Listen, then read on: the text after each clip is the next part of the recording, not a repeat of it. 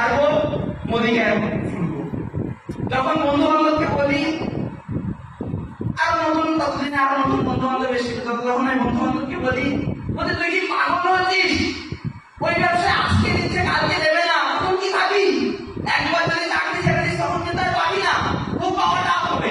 আমি বলছি যা হয় যাবে, মোদিকার থেকে 1 লাখ টাকা। এবং দেখুন একটা জিনিস আমি বলি, কয়েকদিন আগেও আমার একজনের সাথে কথা হচ্ছিল, বলছে আমি একটা জায়গায় ভাই কাজ পেয়েছি, মানে ও একটা জায়গায় চাকরি করতো, ছেড়ে দিয়ে একটা জায়গায় কাজ পেয়েছে। এখন ওর ওই 21,000 সামথিং ইনকাম হচ্ছে, 21,000 সামথিং টোটাল গ্রস, মানে পিএফ দিয়ে সব মিলিয়ে 21,000 টাকা হচ্ছে। তাই বলছি ভাই আমি 1 লাখ টাকা রোজগার করছিলাম, ভাবিস তোদের কথা শুনে মোদিকে একটা বলে আসে 1 লাখে আসে ডিসিশন নিয়েছিলাম মোদিকে